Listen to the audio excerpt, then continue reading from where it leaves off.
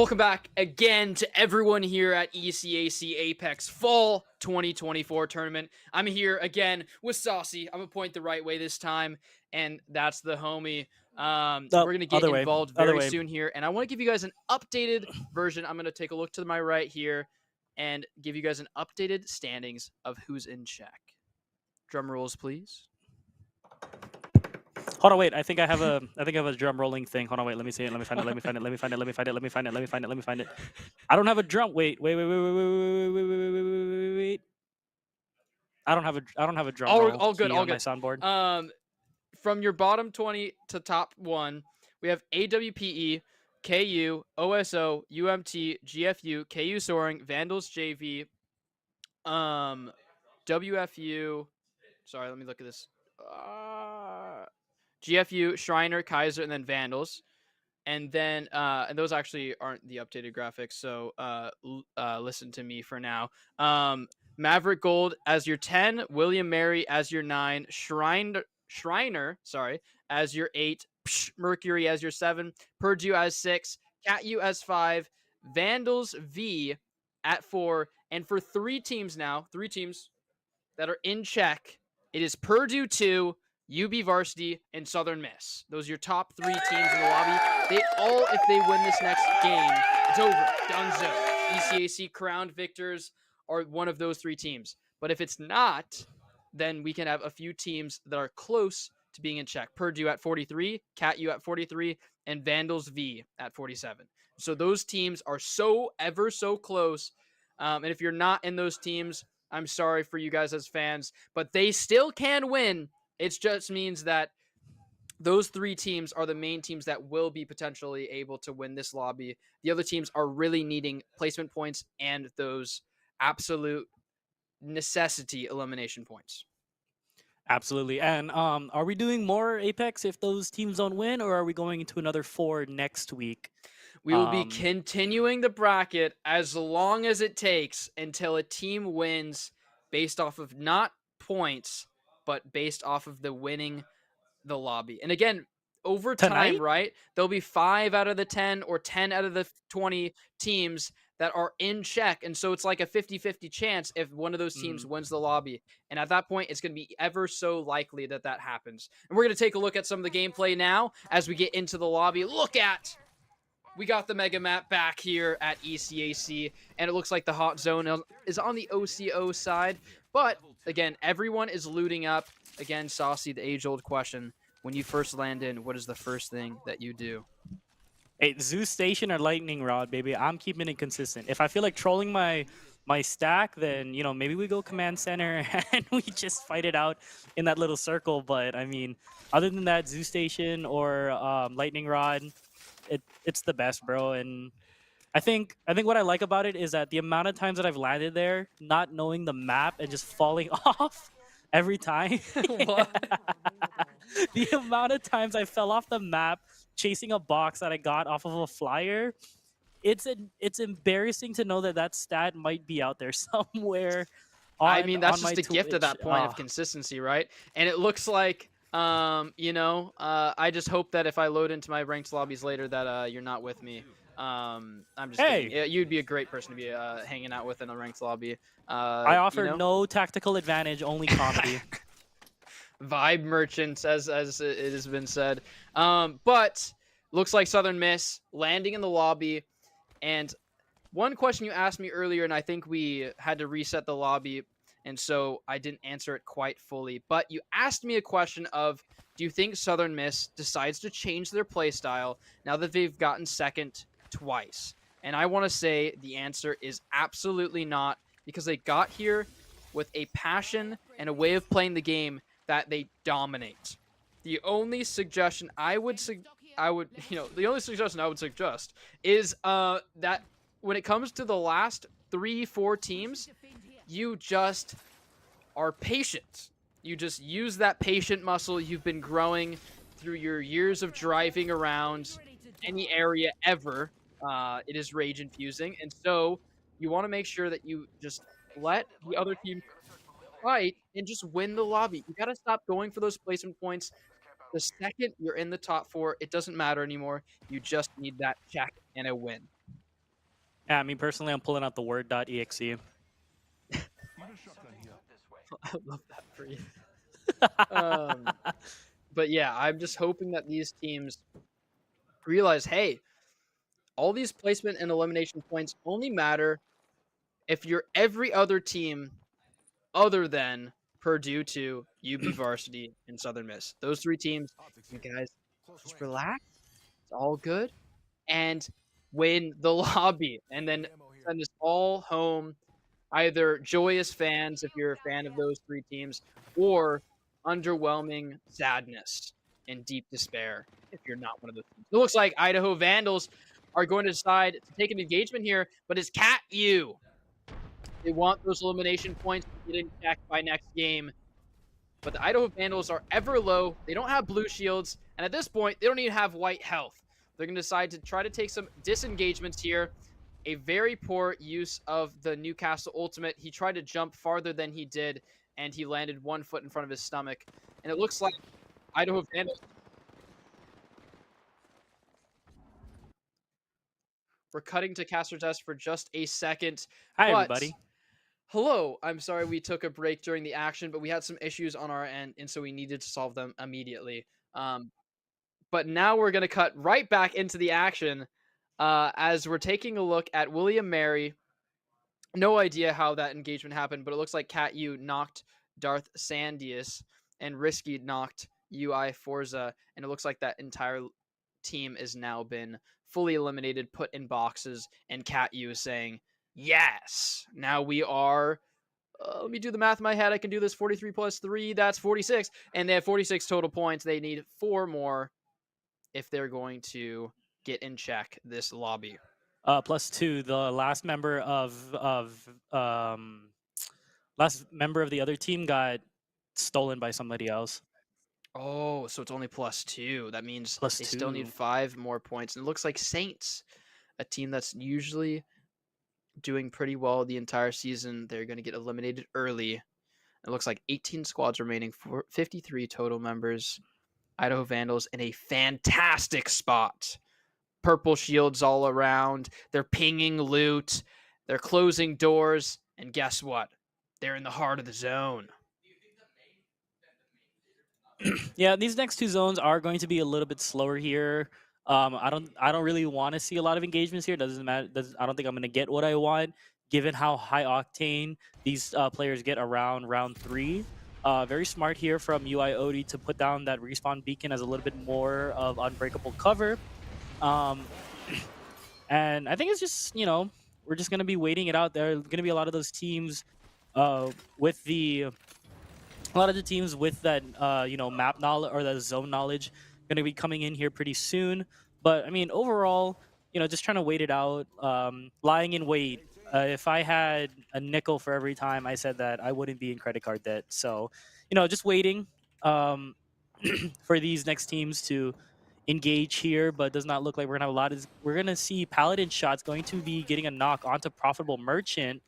UB Varsity on the top over here, as well as the other team who is right next to them as well, wondering why I'm, maybe, they're there. Why not, maybe take some pop shots, get them off of this other team.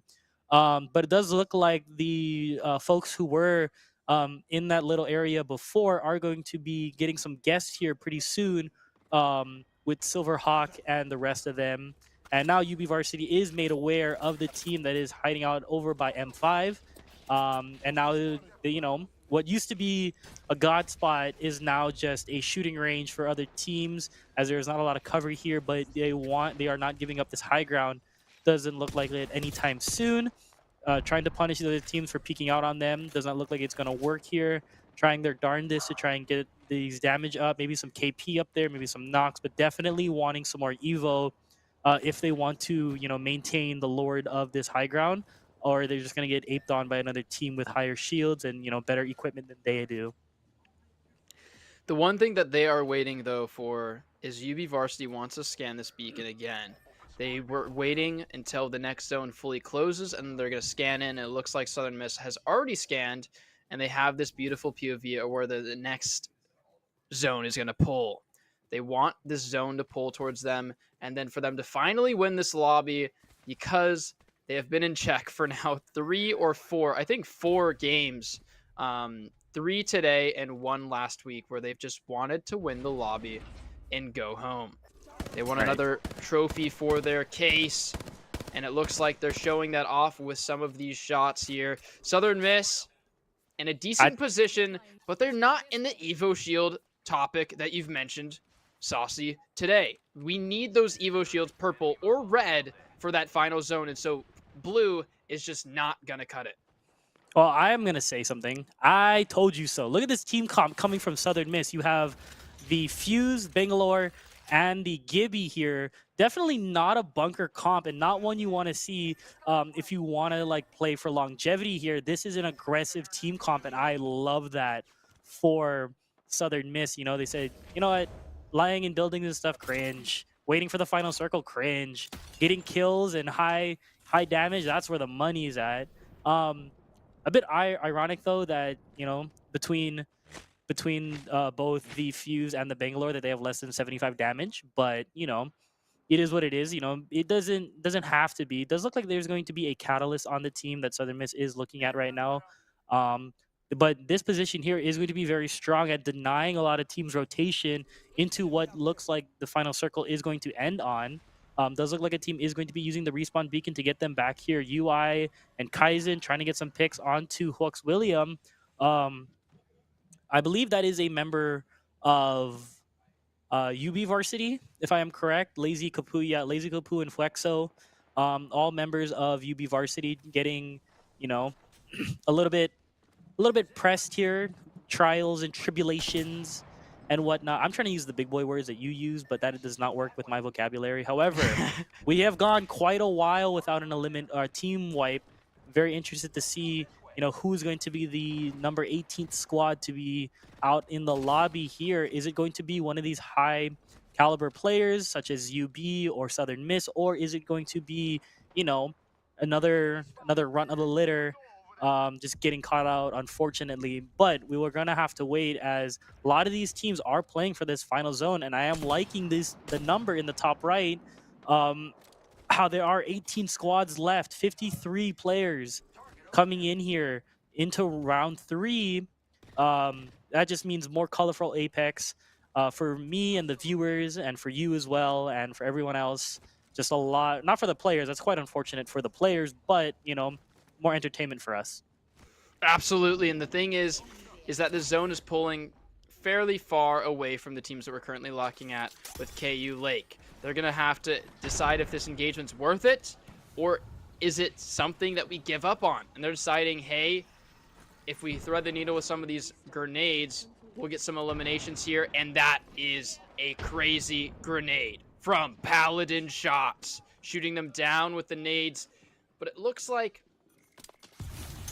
they're not going to fully engage. They're going to queue, though, get some more shield break.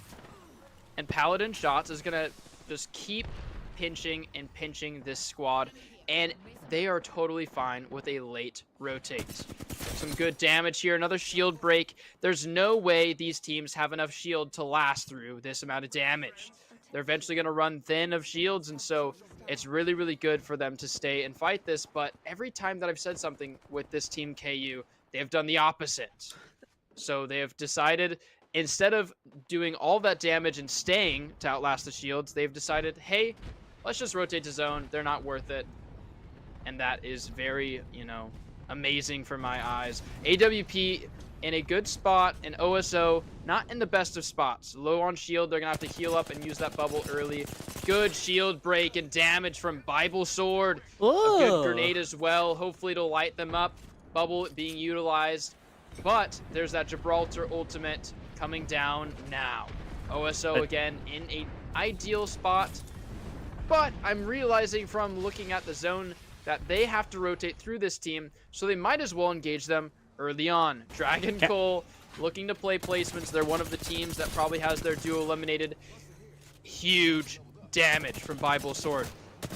They're going to do some damage into this Newcastle ultimate. It looks like Profitable Merchant knocks down Wild Wing, and some unused weapon. Wing, the wingman being utilized here. Good damage overall. OSO looking to take this engagement though, and it is all lost for OSO. AWPE low on traditional health, but still has some shields. If they were to get third party, they're not in the worst spot. Good fight from them. Yeah, that was quite unfortunate, but, you know, Zonos come in, didn't really manage your resources well, but that's okay. It's just a video game, man. But at the same time, this is playoffs. This is the finals. You got two teams in check, and they are still in the lobby. However, you know, maybe another thing happens again. Southern Miss gets placed second. Once again, brother, you got to lock in. But, you know, who's to say that you'll have another opportunity here? KU Lake is going crazy with these Mad Maggie Qs, just absolutely, you know, keeping these teams in check, doing a little bit of scouting. Bangalore Ultimate is going to force them to get into that bubble here. And it does look like the team that Southern Miss was looking at earlier is going to be aping as well. Purdue University also in the fray. These massive shots coming from Admiral Macron, not necessarily doing much.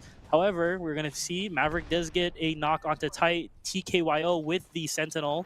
Everyone's just playing for this high ground, trying to see what we can do here as far as the zone pulls. Speed Demon is on a sliver of health, and so is Sloth. Gray Matter in the game as well. Lock in, Gray Matter. Lock in. We are going to be seeing a whole lot of team fights and a lot of team eliminations. Does look like it's going to come from this part of the gate as well if these teams cannot find a way to all get out, you know, together. But a little bit of longbow shots to get the cracks on as well. Not a lot of them are committing, and we're gonna have Dragon Cole as the camper for WFU. I haven't done this in a while. We're gonna have a little bit of a camper cam. Oh dang, it's not there anymore. I'm not gonna do this. I'm not gonna press the. I'm not gonna Absolutely. press And Purdue looking like they're gonna take this fight after that squad has been eliminated. Saknam getting the knock. Maverick Gold fully eliminated.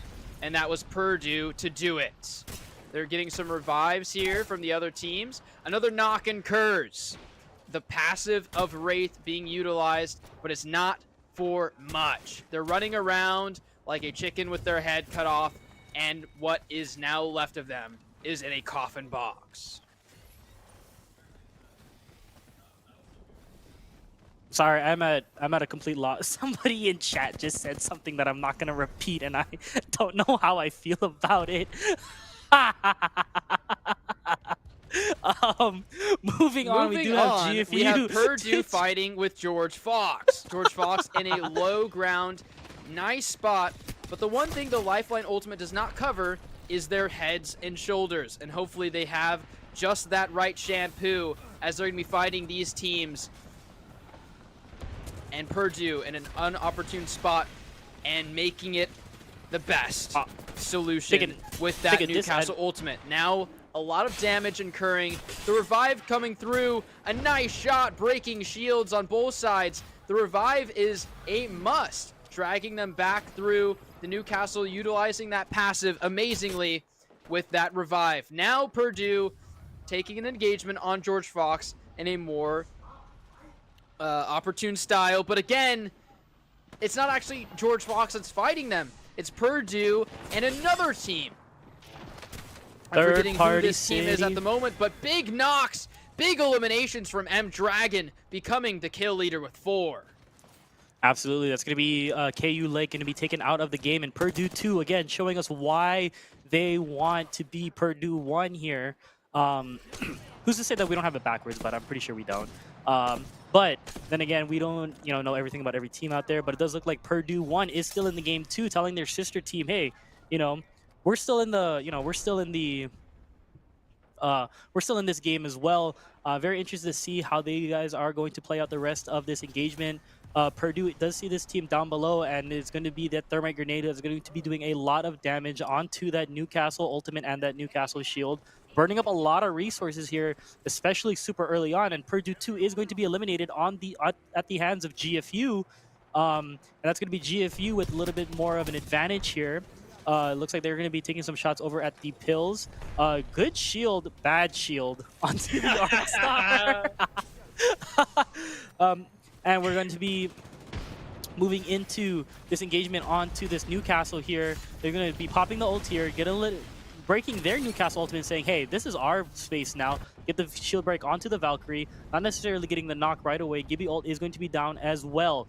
Flexo and the rest of the guys from UB Varsity are going to be looking at them from the other side. UB Varsity is going to get that final kill onto William and Mary, and they're going to be out of time. However, they are going to be third party, but not necessarily low or out of the equation.